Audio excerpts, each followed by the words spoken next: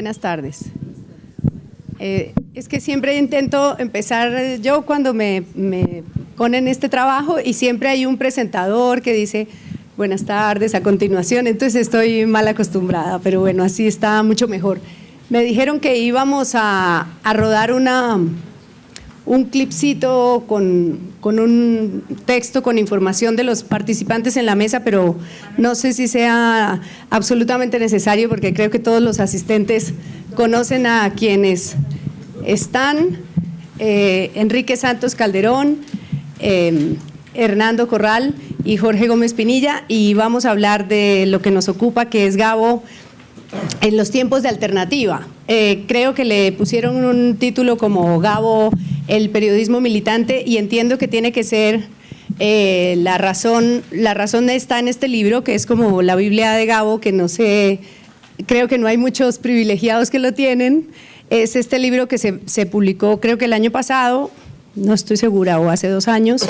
Lo publicó la Fundación Nuevo Periodismo con la organización Ardila Lule, y entiendo con el compromiso de llevarlo a universidades, bibliotecas, y no sé si algún momento se vaya a comercializar, pero realmente tiene todo. Es como la Biblia, como los boleros, cuando uno oye la canción del bolero dice, esto está escrito para mí. Pues bueno, tiene de todo y realmente vale la pena buscarlo. Y entre eso hay un texto de Enrique que habla del momento en el que iniciaron Alternativa y cómo empezó esta aventura y cómo logró convencer a Gabo de entrar en la locura de Alternativa, y entonces evidentemente vamos a empezar por ahí, ¿cierto, Enrique? Gracias. Buenas tardes a todos. Para mí un honor y un placer estar en este conversatorio que lleva el título de García Márquez y el periodismo político. A mí, confieso que me gusta más el título original que mencionó Clarita, que es Gabo en los tiempos de Alternativa, porque fue en esa época, en esos años de Alternativa, donde García Márquez ejerció su periodismo más político y más comprometido, que fueron de la segunda mitad de la década de los 70, del 74 al 80, fueron los 6 años en que circuló Alternativa. Me parece que es importante recordar primero cómo era la Colombia de esa época, ver un poco el contexto social y político del país y el ambiente en el que se movía y escribía García Márquez. Colombia y el mundo vivían en esos años un periodo de una gran agitación política, de efervescencia revolucionaria. Estaba la guerra del Vietnam, que había polarizado la opinión mundial entre los partidarios de la intervención militar de Estados Unidos en el sureste asiático y los que se oponían a eso, el movimiento pacifista, que tuvo una repercusión enorme en toda Europa y particularmente en Estados Unidos, y que fue lo que en últimas términos precipitó la derrota de Estados Unidos, fue que su propia población, su opinión pública, sobre todo la juventud, se opusieron cada vez más a esa guerra. Estaba por otro lado el conflicto chino-soviético. Entre la China de Mao y la Unión Soviética había una polémica irremediable que desgarraba a toda la izquierda internacional, al movimiento comunista internacional, dividido de una manera muy apasionada entre maoístas y soviéticos. Estaban los movimientos de liberación nacional en África, en Asia, en América Latina pululaban los grupos guerrilleros desde el Cono Sur, desde Argentina, Uruguay, Chile, hasta Centroamérica. O sea que era una época realmente de una gran efervescencia revolucionaria.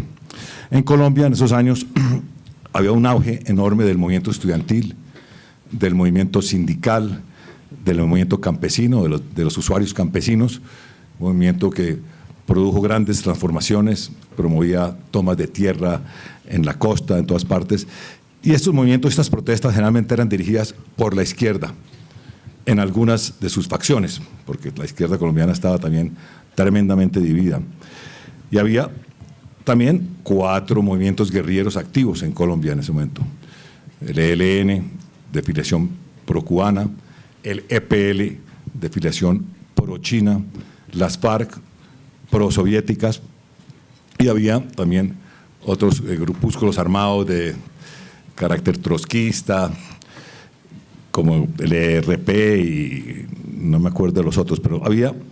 Y bueno, luego vino en el 74, que coincidió con el nacimiento de Alternativa, el M19, que fue el primer movimiento de carácter urbano con un estilo y un lenguaje distinto, fundado por personas que han desertado de las FARC y que tuvo un gran impacto dentro de la población intelectual, universitaria, entre la pequeña burguesía intelectual. También eran esos años épocas de leyes marciales, de estatutos de seguridad, de una represión muy sistemática contra las protestas de la izquierda, que eran rezagos del estado de sitio, el régimen bajo el cual vivió Colombia durante casi 20 años seguidos. En esa época es cuando nace Alternativa, en esos años, en el año 74, y cuando se vincula Gabo, se revincula al país. Alternativa nace de la confluencia de 4 grupos de periodistas, intelectuales, investigadores, que cada uno por su lado venía preocupado porque la izquierda no tenía un medio de comunicación que estuviera a la altura del momento, a la altura del movimiento que existía, de la inquietud intelectual. Eran, por un lado, la fundación que dirigía el sociólogo Faz Borda, que se llamaba La Rosca de Investigación Social, un grupo de profesores de la Universidad del Valle que dirigía el economista Bernardo García. Estaba el taller 4 Rojo, que eran artistas y pintores que vivían en Bogotá, muy cercanos al ML, al maoísmo. Y por otro lado estaba la Fundación Pro Artes Gráficas, en la que participaba yo, el investigador Jorge Villegas Arango, Daniel Samper, eventualmente Hernando Corral también se vinculó a la fundación. Esos grupos comenzamos a ver qué clase de publicación o de medio de comunicación se necesitaría. En esa solo existían los órganos de partido, la Voz Proletaria del Partido Comunista, Tribuna Roja del MOIR, los trotskistas con sus órganos, pero todos un lenguaje muy cerrado, muy sectario, dirigido a sus militantes, y de lo que se trataba era de buscar que la izquierda tuviera un órgano de expresión, un periódico dirigido al público amplio en un lenguaje distinto, con humor, con énfasis en lo gráfico, que realmente trascendiera todas esas publicaciones de secta que realmente no impactaban al gran público y que estaban dirigidas solamente a los militantes. Entonces nos pusimos de acuerdo sobre algunos objetivos básicos de lo que debería ser Alternativa, que eran básicamente mostrar la otra cara de Colombia, que no aparecía en los medios de comunicación del establecimiento, divulgar las luchas populares, precisamente todo este movimiento campesino, estudiantil, sindical que existía y que no tenía expresión en las páginas de los medios oficiales. Divulgar también las investigaciones que estaban produciendo en las universidades y en los centros de estudio sobre la historia colombiana, que eso fue una sección que tuvimos, se llamó Historia Prohibida, que tuvo mucho éxito. Luego, denunciar sistemáticamente de manera frontal todos los actos de represión y de corrupción que se presentaban, y un objetivo fundamental era contribuir a lo que llamamos la unidad crítica de la izquierda. Esto resultó realmente una tarea imposible, el grado de sectarismo que recorría la izquierda, que no fue imposible, inclusive eso acabó en el fondo minando Alternativa. Nosotros no pudimos escaparnos a las divisiones internas de la izquierda, se infiltraron en la revista y eso nos lesionó mucho y eventualmente fue uno de los factores que llevaron a que cerráramos la revista. En todo caso, nos pusimos de acuerdo en esos 4 objetivos, todo bien, pero faltaba alguien o faltaba algo, y ese era una persona como Gabriel García Márquez, que era un hombre de izquierda, que era un hombre comprometido con las causas nuestras, para que le diera realmente a la publicación un realce y un impacto necesario. Esto fue finales del 73. Ya los otros miembros que mencioné de Alternativa, como Bernardo García, Faz Borda, habían hablado con Gabo sobre la revista, pero él era muy reacio, era muy escéptico, tenía muchas resistencias, y entonces la misión mía fue tratar de convencer a García Márquez de que hay que meterse en eso. Él le tenía pavor a todo el sectarismo, al dogmatismo y a las divisiones internas de la izquierda, ese canibalismo ideológico que aún persiste. Pero entonces yo recurrí a, esto es un cuento que ya he contado, pero lo voy a repetir, cómo logré comprometer a Gabo con Alternativa. Resulta que a final del 72, García Márquez se ganó el premio literario más importante que había en América Latina, el premio Rómulo Gallegos, que tenía un premio de $100.000 de la época, y decidió donárselo al MAS de Venezuela, un grupo que había surgido nuevo, que se llama Movimiento al Socialismo, con Teodoro Petkov, con amigos de Gabo, y él donó ese premio al MAS venezolano, lo cual creó un terrible malestar y una polémica dentro de la izquierda colombiana, que no podía entender cómo García Márquez había dado esa plata a los venezolanos y no a la izquierda colombiana. Esa polémica le afectó mucho a Gabo, le dejó muy mal sabor, porque fue un acto realmente de desprendimiento, y él no tenía en cuenta que si eran colombianos o venezolanos, porque la visión universal de Gabo era muy grande. Pero al año siguiente se ganó otro premio literario en la Universidad de Oklahoma. Fue un premio de $10.000. Y García Márquez, a través de su amigo íntimo, su compinche literario de Bohemia, que era el escritor cienaguero Álvaro Cepeda Zamudio, me contactó para que yo había conocido a Gabo por Cepeda, pero para que lo orientara en cómo y a quién podría darle ese premio, qué comité de derechos humanos existía en Colombia, y la verdad es que no había ninguno. Entonces Gabo me dijo, bueno, si no hay ninguno, invénteselo como sea, pero tengo que dar la plata a un grupo de derechos humanos, no quiero dárselo a ningún partido ni a ningún grupo político para evitar más polémicas. Y así fue como, tras mucha brega, nació en Colombia el Comité de Solidaridad con los Presos Políticos, la primera organización de derechos humanos de defensa de presos políticos que hubo en el país. Ahí fue cuando conocí a Hernando Corral, aquí a mi lado, que era un dirigente sindical muy activo del Banco Popular, que había estado preso acusado de ser de la red urbana del ELN, y una persona pues muy activista, muy inclinada a las cosas periodísticas, y así se vinculó Hernando a Alternativa.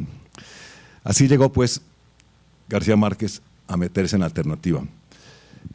Y desde el primer número, cuando él decide escribir un artículo sobre el golpe de Pinochet en Chile, y nos lo entregó para que lo publicáramos en Alternativa en el primer número, y obviamente eso fue un impacto y un éxito enorme en el país, un país que no estaba acostumbrado a un periodismo de esa naturaleza, un país donde las revistas que existían, del establecimiento eran Cromos o Nueva Frontera del Yerismo, existía Consigna del Turballismo, una revista Guión de Pastrana, pero todos un periodismo muy obediente, muy mesurado. Sale el primer número de Alternativa con un artículo de Gabo en portada sobre el golpe en los gringos y otro artículo sobre cómo operaba la contraguerrilla en Colombia, que fue tal el impacto que la revista fue decomisada en los kioscos por la policía, lo cual nos sirvió muchísimo porque fue un escándalo. La revista se agotó ese mismo día, y de ahí en adelante el segundo número, el tercer número, el cuarto número, la revista se agotaba. Era un fenómeno editorial y periodístico sin precedentes, y sobre todo en el campo de la izquierda. Y fueron 6 años, desde el 74 hasta el 80, en que estuvimos ahí, en que García Márquez, pese a sus reticencias con el canibalismo ideológico de la izquierda, con el sectarismo, con las peleas, estuvo ahí todo el tiempo, escribiendo todo el tiempo, acompañándonos, y él entendía que Alternativa reflejaba de alguna manera el mundo atomizado, pasional, casi paranoico de la izquierda colombiana. Y él vivía todas esas polémicas con una mezcla como de resignación y entusiasmo.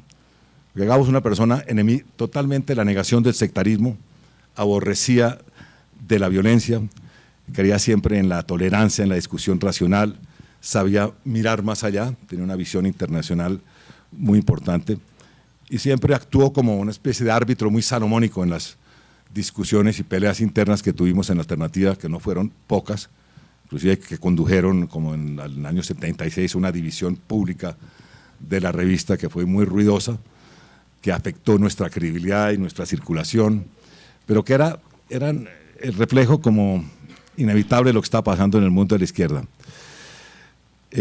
Lo que quiero resaltar de este periodo, para no entrar en todo lo que fueron las cosas internas de Alternativa, es el compromiso de García Márquez, que ya era el escritor latinoamericano más famoso.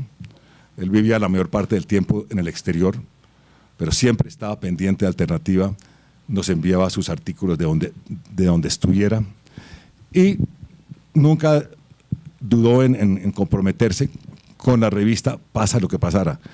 En el año 75, cuando pusieron una bomba en Alternativa y una en mi casa, García Márquez, que estaba en París, encabezó una protesta internacional con manifiestos de Mitterrand, de Jean-Paul Sartre. Eso era bajo el gobierno de López. Y él mismo escribió un comunicado de su puño y letra denunciando este atentado como un acto de terrorismo oficial y advirtiendo que no sería el primero ni el último acto de esta violencia contra la izquierda. Y fue realmente una cosa terriblemente premonitoria de lo que se vendría después, porque esos atentados que ya comenzaban y que también sufrió las publicaciones del Partido Comunista y otros dirigentes, eran como el comienzo de un paramilitarismo que comenzaba a asomar su terrible rostro. En todo caso, el compromiso de Gabo con el periodismo político, porque esta fue la etapa más politizada de la vida de Gabo, donde ejerció su periodismo político más evidente y se ve en todos los artículos que enviaba, en el tipo de entrevistas que hacía con jefes guerrilleros argentinos, con los sandinistas, sobre el bloqueo a Cuba, sobre Angola, sobre Vietnam.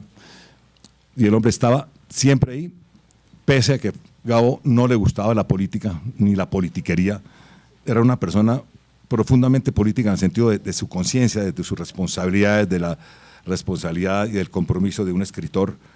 Entonces, para nosotros siempre fue la voz de la razón y de la cordura en medio de nuestras peleas. Pero bueno, no quiero extenderme mucho porque es mejor que esto sea un conversatorio y no un monólogo. Entonces voy a dejar ahí para que los otros compañeros puedan hacer sus aportes y luego vamos conversando sobre la marcha. Claro que sí.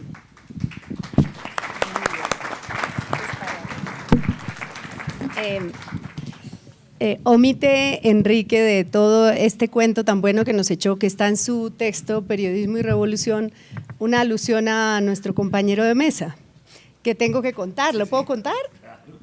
Bueno, porque dice Enrique que Gabo, pues que no era paranoico, pero que en medio de tanta pelea de la que él ha hablado y que todos conocen de cómo funciona la izquierda, pues había momentos en que Gabo se contagiaba de eso y el blanco de sus suspicacias y de sus sospechas era Hernando Corral, de quien decía, este es del F2, este es un tira. Y entonces yo quiero preguntarle a Hernando si ya se retiró del F2. Pues tengo que ir a ver si ya tengo la jubilación. La pensión, que hasta ahora nada. No, yo conocí a García Márquez, como dice Enrique, por el Comité de Solidaridad con los Presos Políticos. Ahí Enrique fue el que me invitó a ser parte de ese comité porque yo era dirigente sindical bancario del Banco Popular y era pues un sindicato bastante activo. Éramos realmente, pues yo venía de estar preso, acusado de, como dijo Enrique, de ser de una red urbana del ELN y lógicamente tenía toda la fiebre revolucionaria de la cual no me arrepiento y ahí entré al comité de la mano de Enrique y realmente fue, yo creo que hay que reivindicar a García Márquez. Yo creo que el primer acto político de compromiso de Gabo no fue Alternativa, sino antes lo hizo en el Comité de Solidaridad con los Presos Políticos, no solamente dando la plata para crear ese comité, sino además su activismo por fuera del país, pues Gabo perteneció al comité Russell, al Tribunal Russell de París, pues integrado por pues, la intelectualidad de América Latina, europea, y denunciaban muchísimo. Gabo además denunció muchísimo por todos lados lo que pasaba en América Latina. Yo lo conocí un día en el comité, teníamos una reunión del comité, de la USO, pues de los miembros, la NUC, pero esas reuniones eran más o menos clandestinas. Es que para los jóvenes, pues no sé si eso es claro, hablar de derechos humanos en esa época que no se hablaba en este país de derechos humanos, era, y más en defensa de los presos políticos. ¿Quién eran los presos políticos? Era gente, miembros de organizaciones guerrilleras o gentes acusadas, dirigentes sindicales, populares, campesinos, pero además en una situación de total impunidad, de desapariciones, de torturas.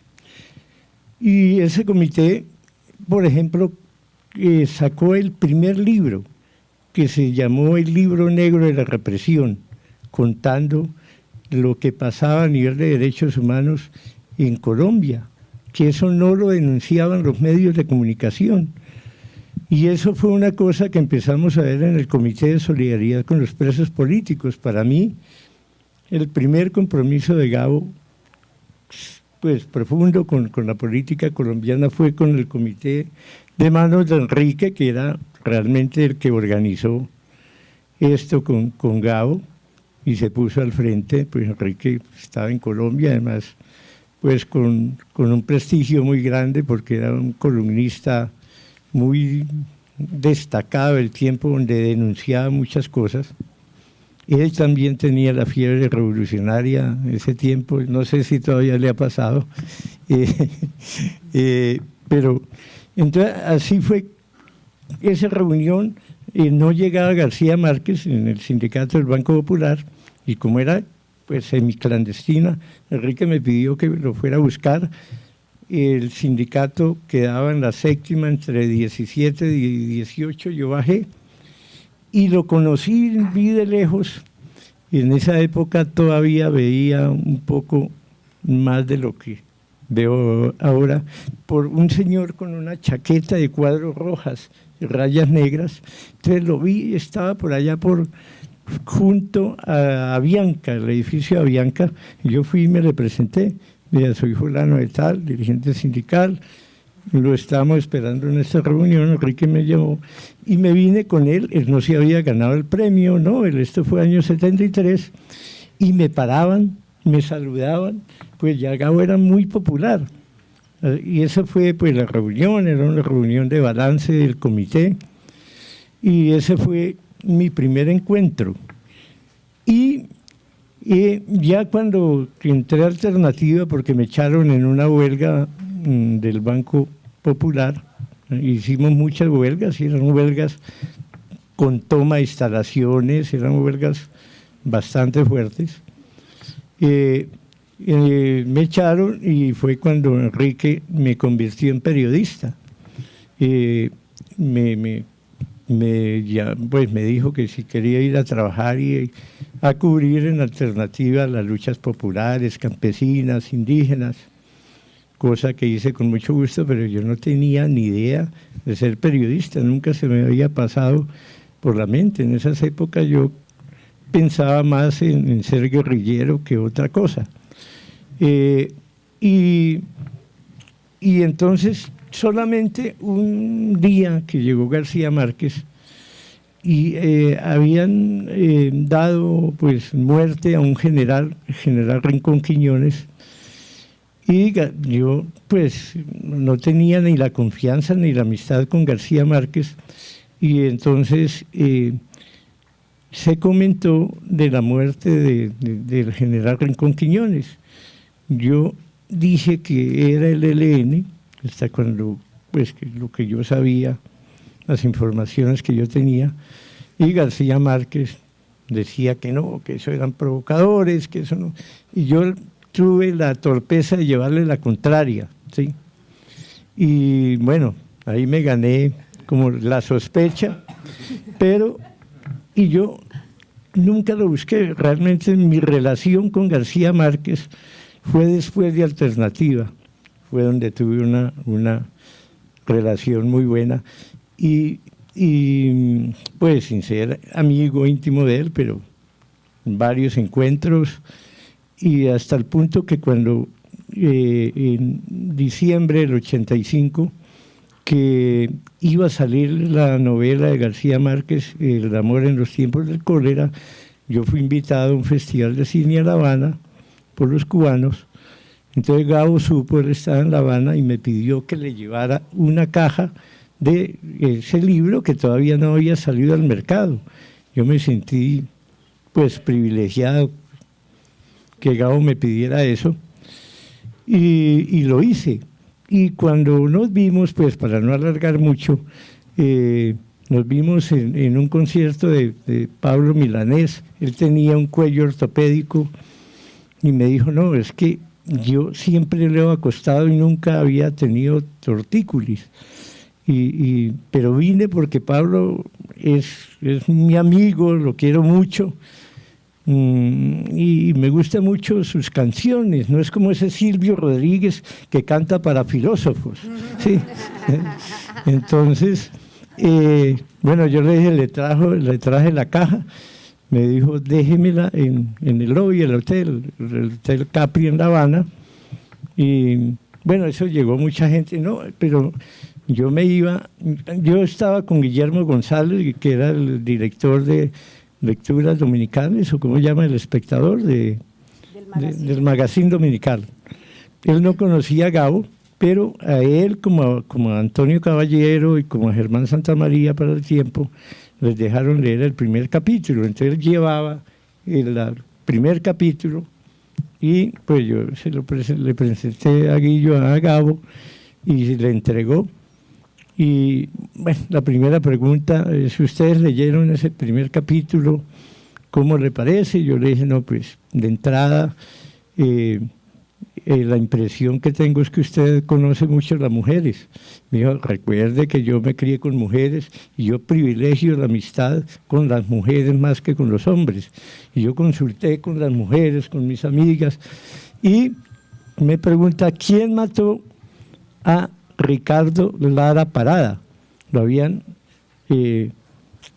matado esos días. Ricardo Lara Parada fue un guerrillero del ELN que se salió, y estuvo preso un poco de años, y García Márquez lo ayudó, se hizo muy buen amigo. Él estaba muy enfermo cuando salió de la cárcel, sobre todo de los ojos, y él se lo llevó afuera, tenía muy buena relación.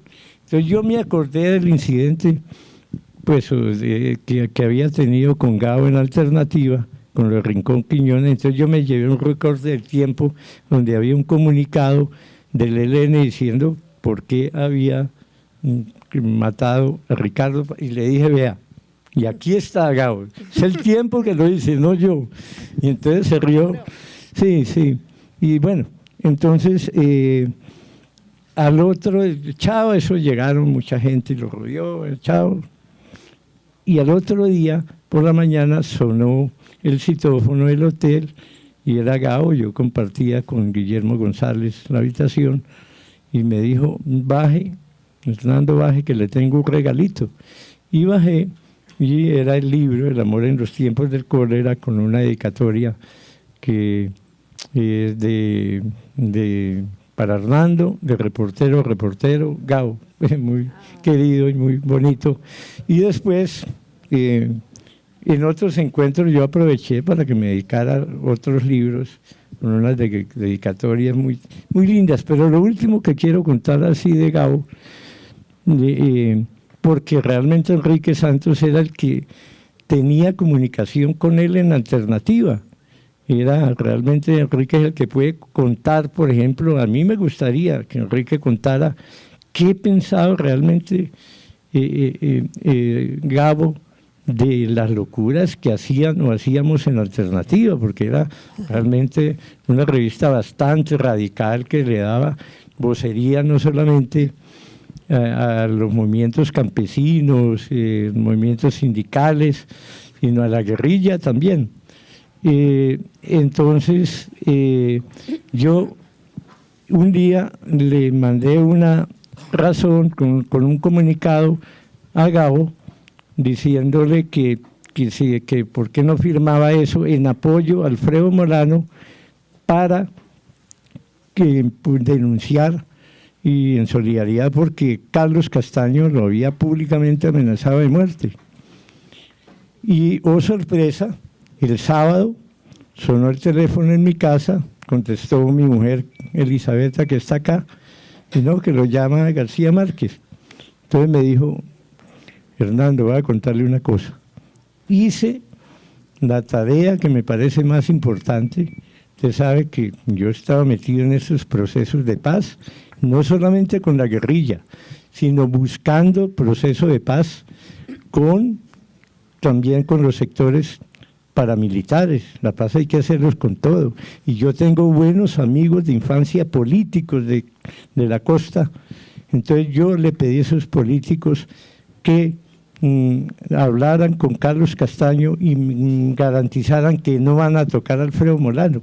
Yo ya hice ese papel, que me creo es más importante. Entonces, no firmo, ¿para qué firmo ese comunicado? Le dije, no, me parece muy bien, Gabo, y bueno, por ahora ahí dejo. Bueno, me puedo imaginar cómo eran los consejos de redacción en Alternativa, un poquito largos debían ser, una discusión interminable sobre los temas. Hablemos un poquito, Jorge, sobre, no sé, si quieres contar el episodio que yo leí en Semana, el de, no sé si es en tu blog, sí. Y está en Semana también, ¿no? La historia de la crisis de la desmesura, que es linda historia.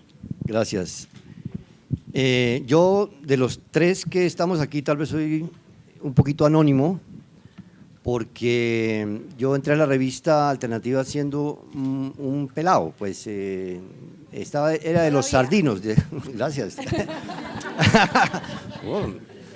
Entonces, estaba yo en 7º semestre de Comunicación Social en la Universidad Jorge Tadeo Lozano. Teníamos un periódico que se llamaba Taller, que era las prácticas de periodismo. Eran 4 especialidades: cine, prensa, radio, televisión. Yo me metí a prensa, dirigía ese taller Jairo Aníbal Niño, y en algún momento, yo soy de Barranca Bermeja, viajé a Barranca Bermeja a cubrir una huelga que estaban manejando la Unión Sindical Obrera. Era realmente un paro cívico, y entonces escribí una crónica que se llamó El Viacrucis de Barranca Bermeja. Ese periódico lo distribuían amigos nuestros y se vendía pues entre la gente que le interesaba leer ese tipo de publicaciones. Y un amigo mío llamado Rodrigo Beltrán, el mismo Rodrigo Beltrán que luego terminó trabajando en la televisión con Alejandro Muñoz, llevó un ejemplar o llevó esos periódicos a la sede de la revista Alternativa, que iba a comenzar en su segunda etapa, después de la división que tuvieron en la primera etapa cuando se dividieron en Alternativa y Alternativa del Pueblo.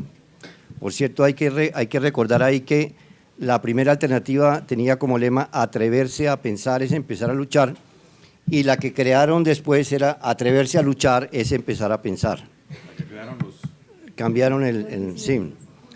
Y bueno, entonces Enrique leyó en la contraportada, no sé si leyó, pero la vio, pues en la contraportada, la crónica mía de El Viacrucis de Barranca Bermeja, y de una vez le dijo a Rodrigo Beltrán, este muchacho, yo quiero trabajar con él, ¿sí?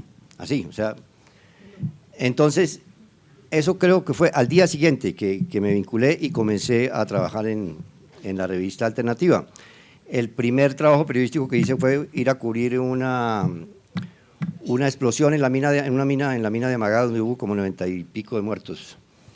Pero bueno, en lo que tiene que ver con García Márquez, yo conté en la revista en semana.com, de donde fui columnista hasta diciembre del año pasado, y donde salí por un serio enfrentamiento con María Isabel Rueda, que provocó todo un movimiento, y me atrevo a decir, de solidaridad en Twitter, sobre todo, y en Facebook.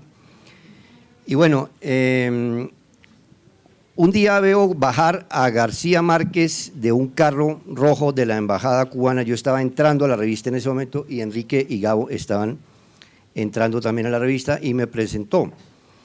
Y recuerdo que en ese momento dijo, oiga, mucha gente joven. Bueno, jóvenes, habíamos dos que éramos, estaba yo y estaba Carlos Agudelo, que también era compañero mío de la Tadeo. Él pertenecía al bloque socialista. Yo pertenecí en algún momento a la Unión Revolucionaria Socialista con Humberto Molina y Carlos Vicente de Rú, dos personas que recuerde de ese movimiento. Él acababa de tener una experiencia amarga, por cierto, Gabo, con el periódico El Manifiesto, porque les concedió una entrevista y en esa entrevista no le hicieron edición, o sea, la publicaron exactamente tal como García Márquez hablaba, y entonces ahí parecía como si Gabo hubiera estado borracho cuando hablaba, ¿sí? Y él se molestó por eso. Entonces ocurrió que en algún momento yo dije, hombre, ¿cómo voy a desaprovechar esta oportunidad tan valiosa para que Gabo nos conceda una entrevista para el periódico Taller, que dirigía Jairo Aníbal Niño? Y le pedí una entrevista. Entonces, él me dijo, pásame un cuestionario.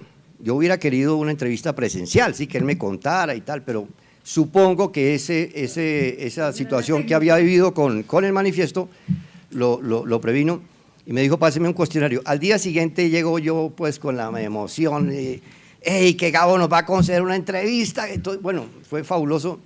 Y me acuerdo, Jairo Aníbal Niño era una persona muy emocional, tan emocional que yo le vi rodar una lágrima cuando le conté que íbamos a entrevistar a García Márquez. Entonces, tarea para mañana, todos traigan preguntas para hacerle a Gabo. Entonces, claro, en fin, cada uno ya 10, 15 preguntas. Salió un cuestionario de 100 y pico de preguntas. Bueno, aquí, ¿qué vamos a hacer? Esto no. Entonces, bueno, recortemos. Terminó en 30 y pico de preguntas. Y entonces, yo dije, todavía está un poco largo. Y entonces, Jairo Aníbal Niño dijo, seamos realistas, pidamos lo imposible, que era una frase del mayo del 68, ¿sí? Entonces, mándela así, ¿sí? Porque si responde eso, qué maravilla, pues. Entonces, bueno, listo. Le entregué en otro día ese cuestionario a García Márquez, pasaban los días, yo lo veía por ahí, sí que llegaba con Mercedes, se reunían allá con los grandes, ¿sí? Con los grandes, a mí, allá ellos. Y entonces un día ya, hombre, ¿qué va a pasar? Me le acerqué y le dije, Gabo, ¿se acuerda de la entrevista que le dije? Entonces, en ese momento estaba hablando con Antonio Caballero, se volteó, recuerdo perfectamente, levantó la mano haciendo como un semicírculo y me la puso aquí en la mano izquierda y me dijo, mira, Jorge, el día que logre contestarte ese sartal de preguntas, me quedo sin tema para escribir por el resto de mi vida. Entonces yo, pues, ante eso le dije, conteste las que pueda, ¿sí? Las que quiera, las que pueda. Entonces, y pues me dijo, bueno, vamos a ver qué hacemos. ¿Qué ocurrió? Que al día siguiente o 2 días después lo llamó Omar Torrijos como invitado a la entrega o a la devolución del Canal de Panamá con Jimmy Carter. Él se fue y fue la última vez que lo vi. Entonces, nunca volví a saber de él. Otra anécdota con él es que en algún momento también le presenté una crónica que había escrito sobre Cuba, en una visita que hice a Cuba y donde comenzaba diciendo que si en Cuba no hubiera tanto sol, tanto ron y tanto son, Fidel Castro no llevaría esos años en el poder. Entonces, él la miró, le gustó, me dijo, le falta poder de síntesis. Yo acostumbro ciertos textos ponerlos en salmuera, en fin, y le dije, gracias, Gabo, en fin. Entonces, ese fue, digamos, tal vez los 2 únicos contactos que yo tuve con García Márquez. Pero quiero aquí contar una anécdota cuando mencionaba lo de que Gabo llegó a pensar o a sospechar que Hernando era del F2. Yo recuerdo en ese momento era que la presencia de José Obdulio Gaviria en algún momento... bueno, es que no sé, sí, es que creí que no estaba sirviendo. En algún momento, por ahí estaba José Obdulio Gaviria con el movimiento Firmes, por el lado, el movimiento Firmes, si no me equivoco, buscaba la unidad de la izquierda y a la vez buscaba apoyar la candidatura de Gerardo Molina, ¿estoy equivocado? ¿Sí? El movimiento Firmes nació un poco en alternativa buscando, eran firmas para la unidad de la izquierda, ahí viene el nombre. Exacto, la unidad. Y sí. era que hubiera un candidato único de la izquierda, Sí, que sí. también fue una tarea imposible. A lo que yo voy es a que después yo decía, hombre, este era un tira, este tipo era un infiltrado, porque ¿en qué terminó José Obdulio Gaviria? ¿Sí? Entonces uno decía, y él estaba ligado a este movimiento. Entonces, para mí siempre fue un infiltrado de la derecha ahí dentro de la izquierda, del mismo modo que creo que Álvaro Uribe fue un infiltrado dentro del Partido Liberal, un infiltrado de la extrema derecha, esa es la segunda impresión que tengo. Bueno, te digo, antes sí, ahorita Hernando quiere referirse a José Obdulio, pero antes de Gabo con las entrevistas, pues Gabo rehuía muchísimo las entrevistas, no le gustaba que lo entrevistaran, un hombre tan perfeccionista para todo. Siempre que daba una entrevista, quedaba tergiversado, era incompleta, o sea, siempre le decía a los periodistas que le pedían una entrevista, le decían, muchachos, perro no come perro, y entre bomberos no nos pisamos las mangueras. Entonces, yo soy periodista, pero yo no voy a darles entrevista a ustedes los periodistas porque no confío en ustedes. Él era en eso muy exigente y muy riguroso y muy perfeccionista. Me preguntaba Clarita que cómo hacía Gabo, cómo manejaba todas las peleas internas nuestras, todo el poco del elemento caótico que había en Alternativa y cuáles eran sus criterios periodísticos. Porque Gabo, además un hombre formado en periodismo, que fue toda la vida un periodista, él dice que todo se le debe al periodismo, era una persona que sabía mucho del oficio. Y él, durante los años de Alternativa, él vivía en el exterior, siempre me mandaba cartas comentando la revista, haciendo críticas, tal. Inclusive, a propósito de la pregunta de Clarita, yo aquí traje una carta que me escribió Gabo por ahí en el año 76, porque esto no tiene fecha, pero me parece interesante porque tiene una serie de observaciones sobre la revista Alternativa en esa época. Y me dice, estimado Enrique, hace varias semanas tengo el propósito de escribirte sobre la revista, y por estar pensando que debo hacerlo con mucha minuciosidad y mucho cuidado, lo dejo siempre para el día siguiente. Bueno, hay un aspecto formal que me interesa mucho tratarte, porque es el inmediato y entra por los ojos.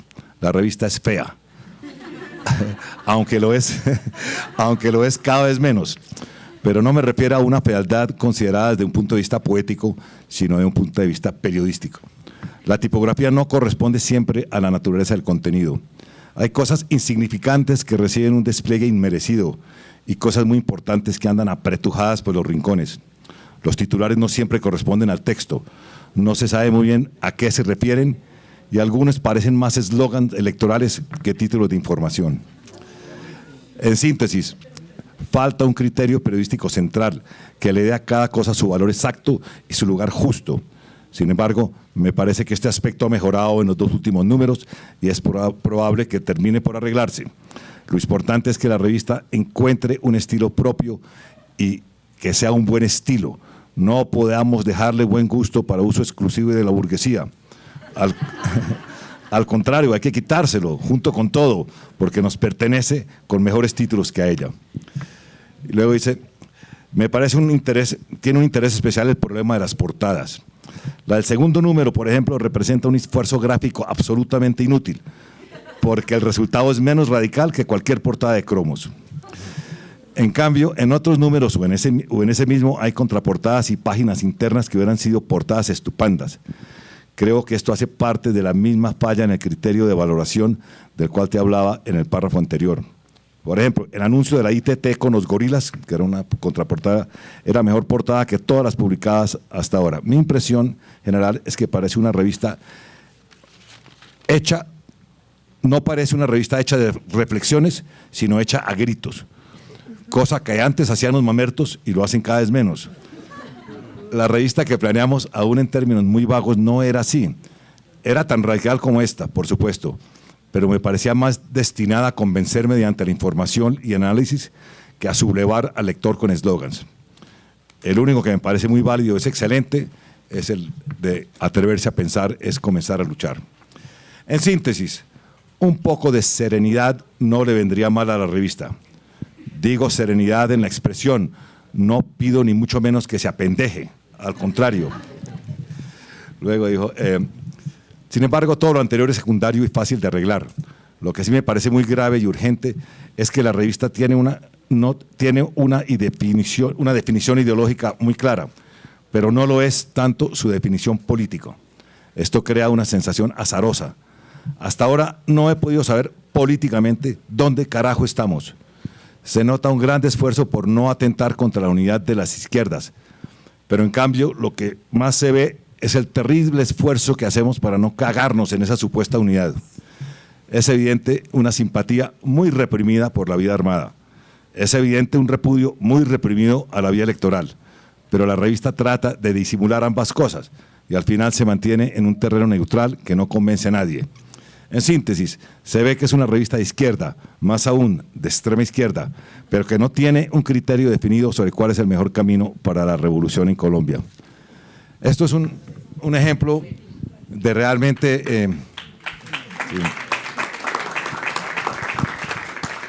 de la capacidad de observación periodística de Gabo, del esmero, de la atención que le ponía a lo que pasaba en Alternativa, de cómo sufría con todas nuestras desmesuras y nuestros excesos, pero que es una carta del año 75, simplemente confirma la lucidez profesional de Gabo en lo que tenía que ver con el periodismo y también como su claridad política sobre los vacíos que tenía el periodismo militante, el periodismo lleno de eslogans. Creo que es un buen ejemplo de lo que fue la vinculación de Gabo a la revista. Y Gabo, volviendo a Gabo y el periodismo y el acoso permanente que sufría de todos los rincones, de todas las causas, pidiendo su apoyo, pidiendo su firma, queriéndolo involucrar en toda clase de proyectos. Era una cosa realmente agobiante para Gabo y eso lo angustiaba mucho, pero no lo rehuía. Y una cosa que lo marcó profundamente y lo radicalizó políticamente, que fue el golpe en Chile y la muerte de Salvador Allende y la dictadura de Pinochet, que fue cuando Gabo declara su huelga literaria, que él no volvía a escribir mientras Pinochet estuviera en el poder. Y en esos años fue cuando se dedicó realmente a hacer periodismo político, se dedicó a hacer sus artículos en Alternativa, que eran reproducidos en todo el mundo, pero fue un acto que realmente metió a Gabo en un tipo de activismo que generalmente él rehuía. Y en realidad su participación en Alternativa sintetiza un poco lo que fue el periodismo político de Gabo. Pero quiero cederle la palabra a Corral, que quería hacer una aclaración sobre José Obdulio, pero no creo que no caigamos en los temas de eso. Coyunturales, sí. Sí, no, pero le cuento. Acuérdese de una frase, compañero, que el que no conoce la historia está condenado a escuchar a Diana Uribe.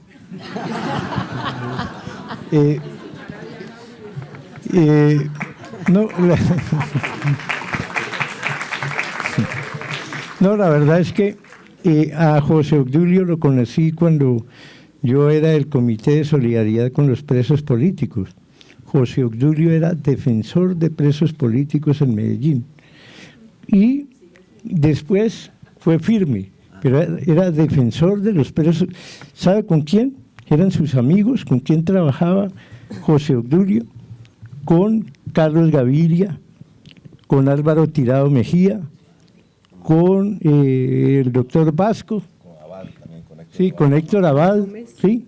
Entonces así lo conocimos.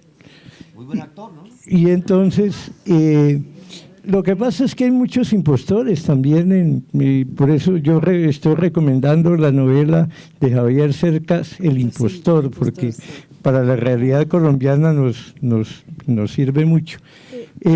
Pero es que no quisiera que nos quedemos en tronco de personajes, claro, no, ¿cierto? Claro. Más bien quería preguntarle yo a Enrique cómo se trabaja con un reportero como Gabo. Es decir, cuando uno ha sido reportero y ha tenido jefes, sabe que el jefe manda aunque mande mal.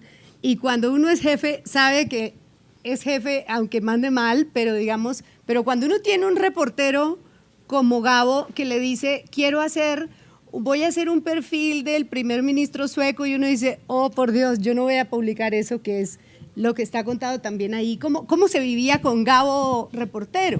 Pero Enrique, es que no me dejó terminar. Sí, pues. Entonces, no, porque esas vainas, pues así quedan. Con José Obdulio lo volví a ver, yo era editor del Tiempo, ¿sí? Y él fue y me visitó al Tiempo y me dijo, vea, yo ahora estoy en Bogotá, me trajo Álvaro Uribe, y a mí el embajador de Cuba, yo tengo muy buenas relaciones, como le consta a Enrique, con los cubanos, no de ahora, de hace muchos años. Soy muy amigo, y lo digo con orgullo, a pesar de tener diferencias, como cualquier persona medio pensante, pero somos muy amigos. El embajador de Cuba, Luis Hernández, me había dicho, nosotros no conocemos a nadie del gobierno de Uribe. Entonces yo le dije, vea, me buscó este señor y si usted quiere, me dijo, claro, invitó a una comida a José Obdulio conmigo en la casa del embajador y le cuento que esas relaciones fueron muy útiles en todos estos enfrentamientos y problemas con Venezuela. Los cubanos jugaron un gran papel, personalmente Fidel Castro, ¿sí? Y ahí hay una historia muy larga y Cuba me dio muchísimo para que no se radicalizaran esas relaciones entre Cuba y Colombia, que fueron, ustedes lo saben, bastante fuertes, y le paso el micrófono a Enrique.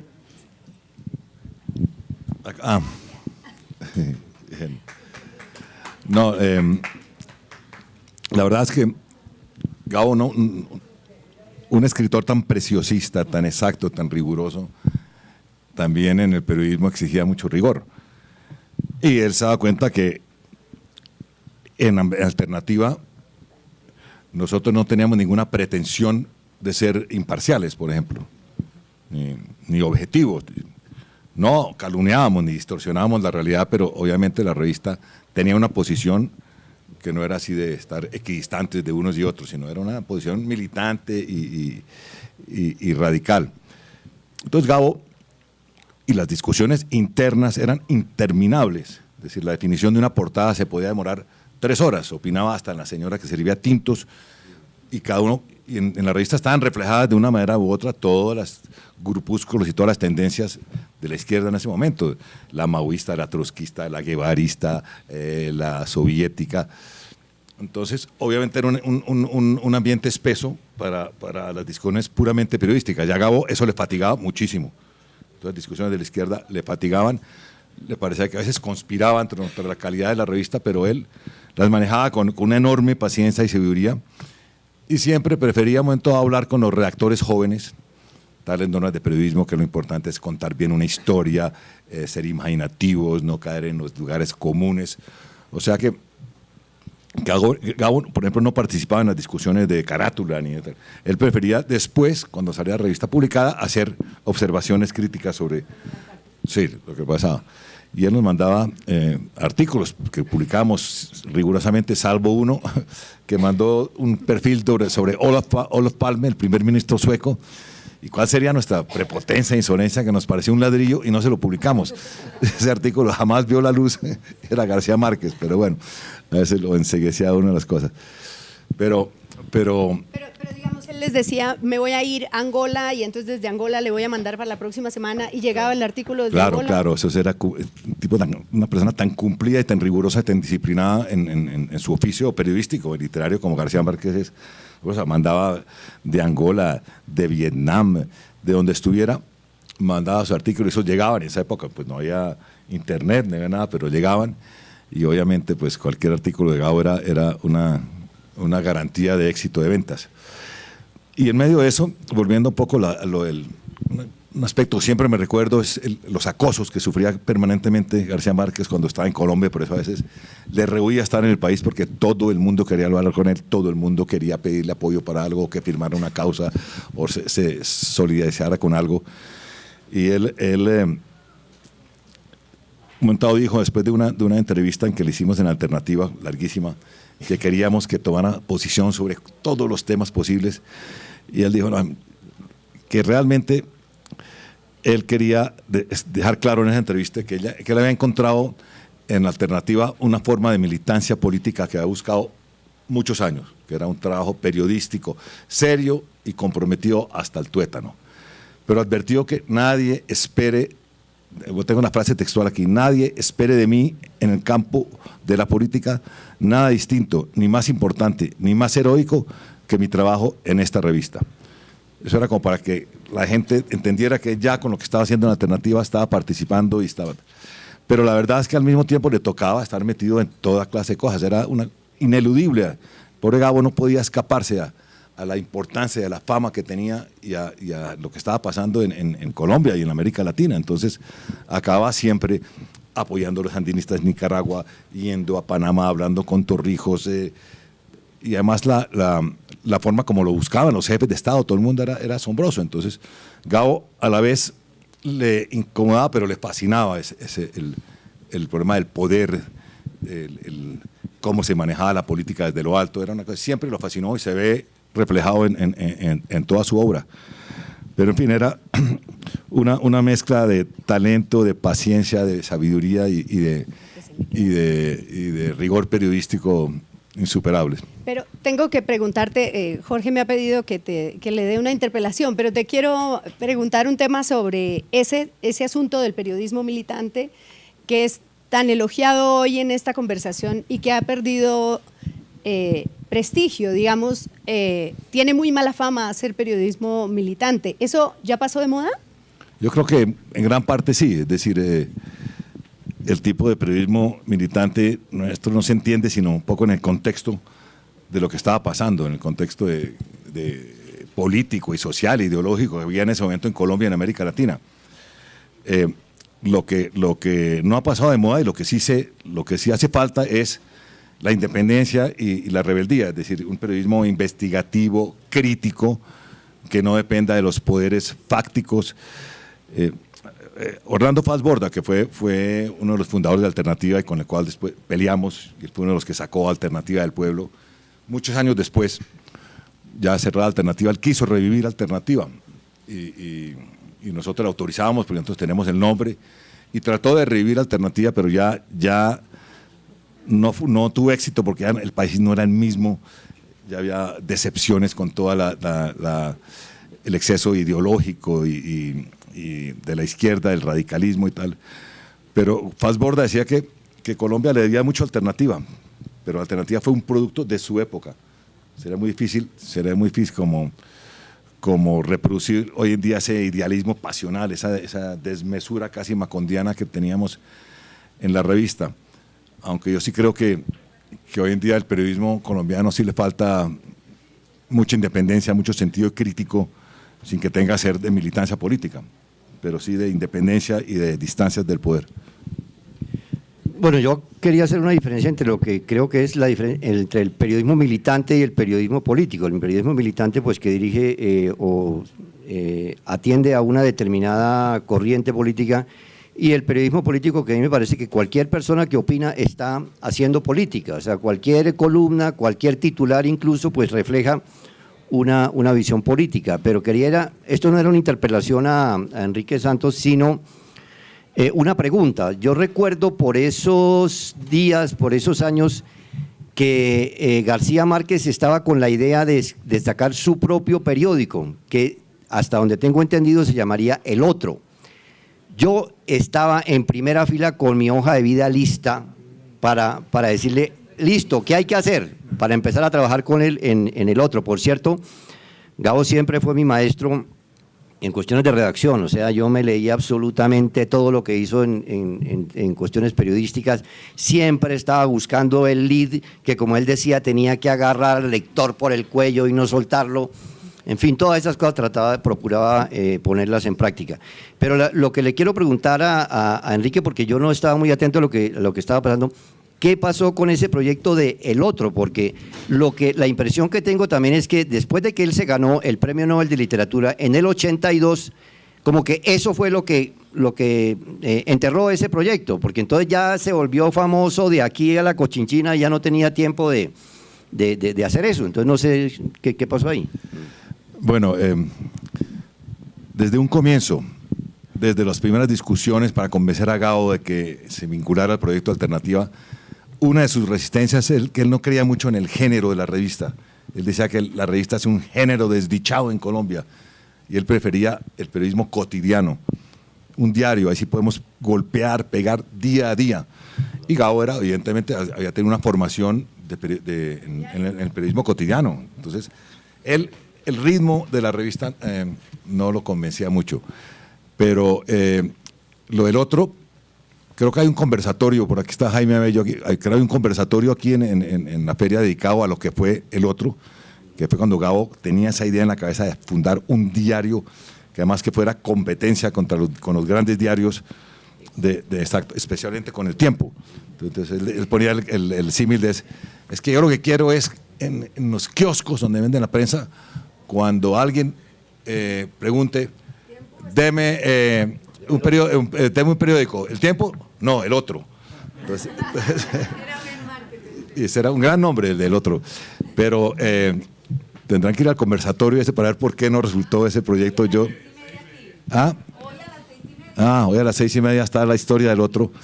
A mí no me tocó mucho eso porque ya Alternativa había cerrado, Gabo está en otras partes, yo estaba por otros lados, pero es interesante que siempre hasta el final tuvo la obsesión de hay que publicarse un diario, que es más eficaz un diario que una revista.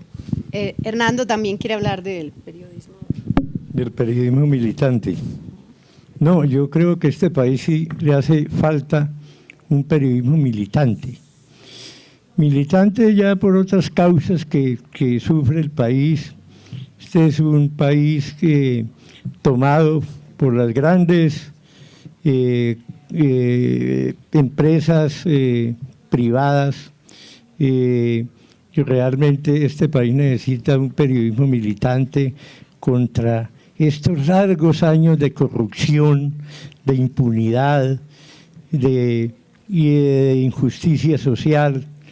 Y en ese sentido yo creo que hay necesidad de que los periodistas incluso inventen un medio de comunicación más independiente, más crítico, más al servicio de los sectores populares. Es el periodismo independiente que a mí me gustaría poder escribir un artículo en un medio verdaderamente independiente. Y finalmente, yo quiero contarle una cosa que a García Márquez le costó, en primer lugar, que lo estigmatizaran por ciertos sectores, ¿sí?, macartistas de este país. Fue cuando le tocó asilarse en la Embajada de México, porque esas historias como que no se recuerdan mucho, ¿no? En el año 79, si no estoy mal, en Alternativa me llama un señor muy importante, Ricardo Samper, que era casado con una señora Consuelo Lleras, hija de Alberto Lleras, que quería hablar conmigo urgentemente. Fui y me dijo, anoche pasó el ministro de Gobierno, en ese momento de Gobierno, Germán Sea, y me dijo que en Consejo de Ministros el general Camacho Leiva pidió, había que, por el Estatuto de Seguridad, pidió autorización para detenernos a todos los de Alternativa. Y yo le dije, todos son todos, incluyendo García Márquez. Me dijo, todos. García Márquez, Enrique, todos, sí. Porque éramos el brazo desarmado de la subversión y más específicamente del M-19. Yo salí rápidamente del almuerzo, busqué a Enrique para contarle, no lo encontré, Antonio Caballero tampoco aparecieron. Entonces, como ese día era otra vez Consejo de Ministros, el general Camacho Leiva quedó de llevar las pruebas, porque le pidieron las pruebas, traiga, y dijo, mañana las traigo, o sea, ese día del almuerzo. Yo me fui donde el presidente del Senado, porque me acordé que era muy amigo de Turbay, que era el senador Plaza Salcid, que era amigo mío, y le conté sin decirle que él me había contado, ya hoy va a suceder esto, y qué había pasado el día anterior. Llamó a Turbay, no estaba fuera de Bogotá, me dijo, vaya Alternativa y yo lo llamo, como a las 5:30, 5:45, me llamó que el presidente Turbay no se esperaba a las 7 de la noche. Por fin apareció Enrique, le conté, vean, nos van a capturar. Nos vamos a entregar mejor. Y no era, pues, si no hubiera sido extraño, porque recuerden que a Alternativa le pusieron una bomba, a Enrique Santos le pusieron una bomba en su casa, las amenazas, los bloqueos contra Alternativa, todos los rumores que siempre habían sobre Alternativa. Bueno, y llegamos allá y Enrique empezó a contarle, porque había toda una campaña de Álvaro Gómez en El Siglo, donde escribía casi todos los días pidiendo pues que se tomaran medidas contra la Alternativa, porque éramos el brazo desarmado de la subversión.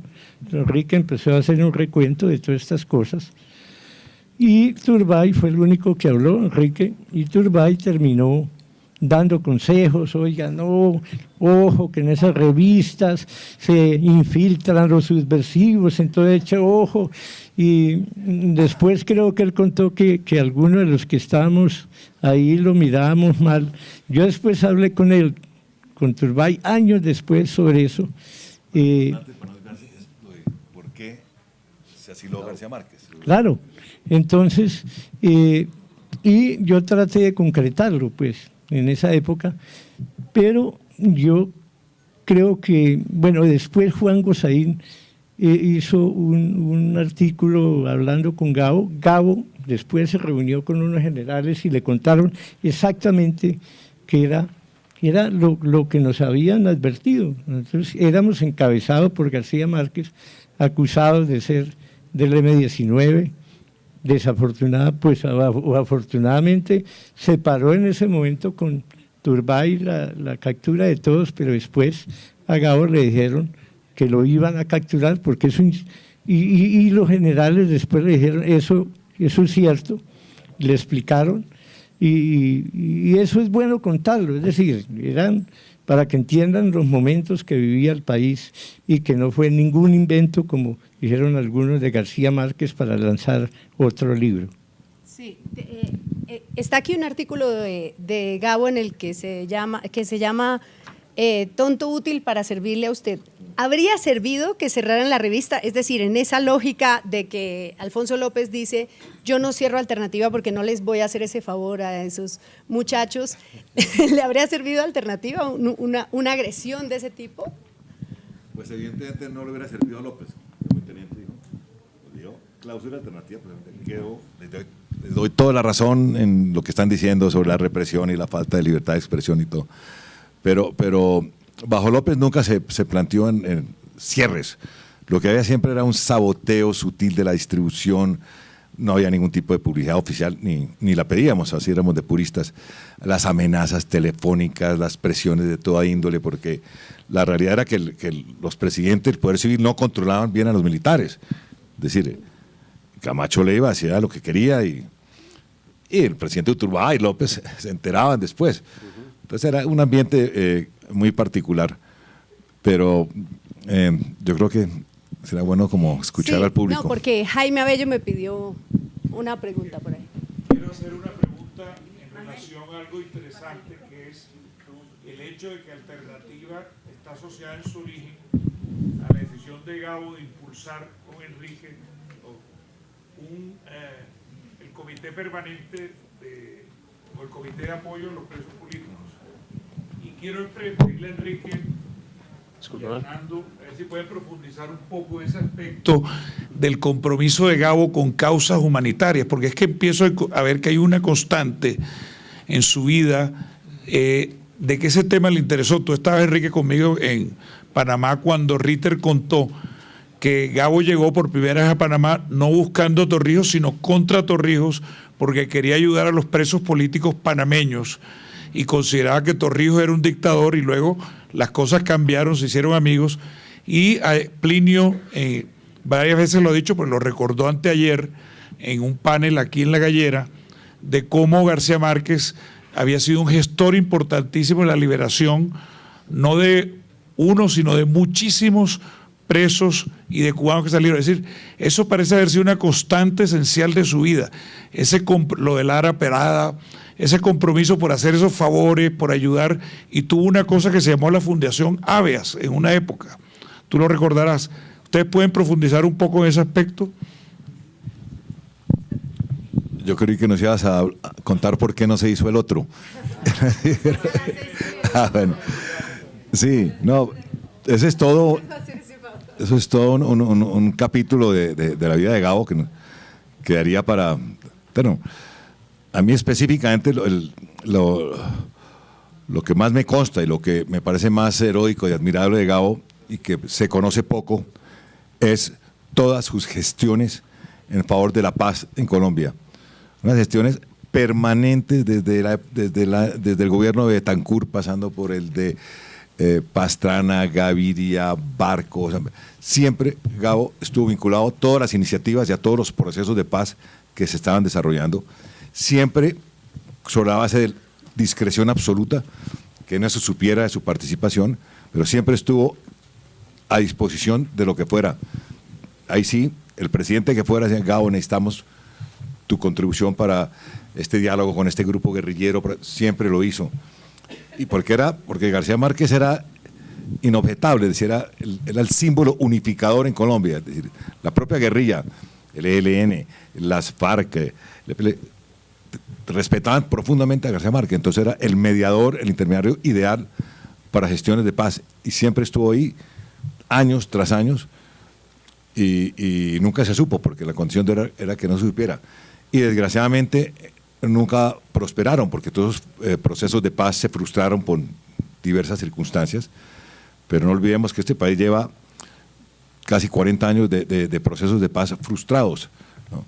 Y yo creo que en ese sentido esa fue la gran obra inconclusa de Gabo, ¿no? Que no se logró la paz en su momento, y cómo haría de falta en este momento, en este proceso de paz, una persona como García Márquez, porque nunca hemos estado tan cerca, nunca se ha avanzado tanto en un proceso de paz. Entonces es más evidente la ausencia de Gabo, la falta que hace.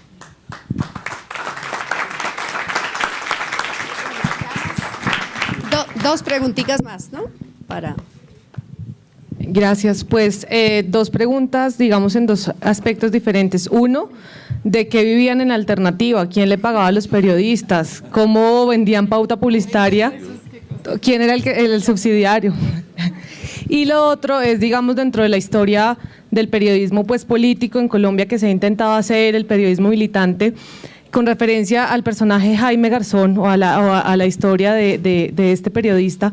Si ustedes pueden contarme de pronto si alguna manera, alguna cercanía, alguna relación entre Jaime y García Márquez, de alguna manera por digamos esas anécdotas que cuentan de García Márquez apoyando este tipo de procesos, que de alguna manera Jaime también lo estaba haciendo y estaba también digamos opinando y pidiéndole a muchos grupos alzados en armas, incluso pues también al gobierno, que facilitaran esos procesos.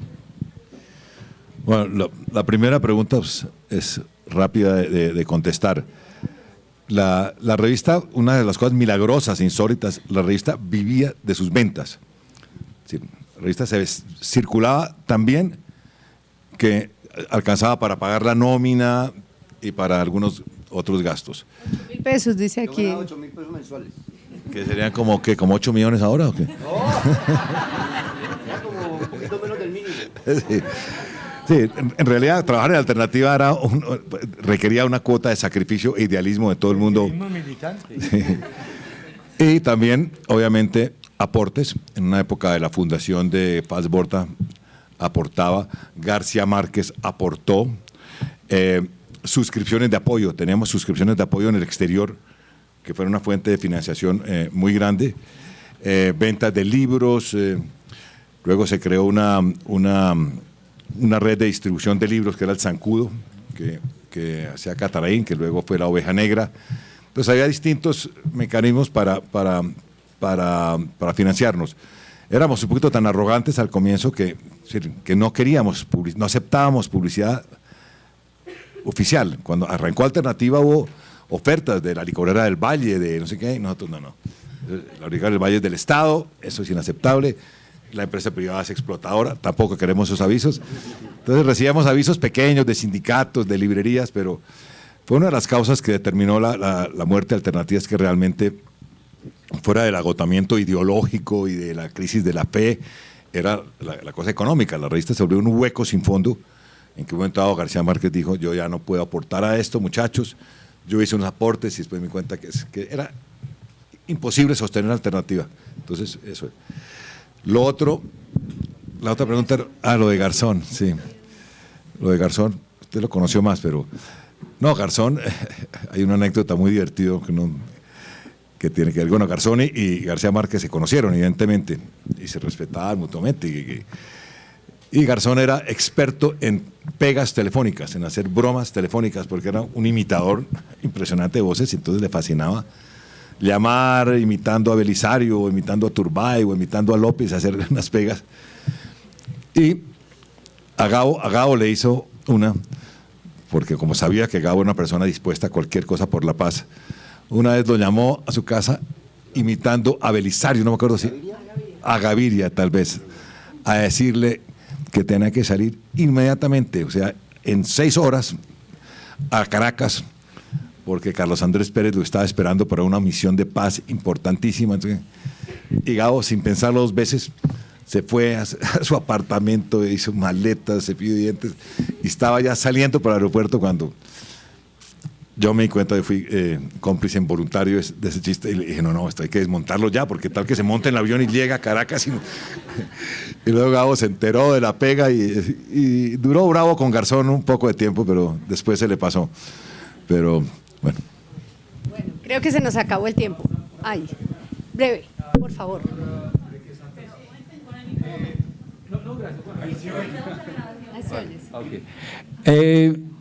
Yo le propondría al señor Santos, digamos que haciendo honor precisamente a a Gabo, ¿verdad? Y que estamos haciendo pues honores pertinentes a lo que él merece, digamos, no sería consecuente que se creara o que una revista como Alternativas se siguiera, digamos, para seguir, digamos, el legado de una persona que nos ha hecho, digamos, ser orgullosos de nuestro país.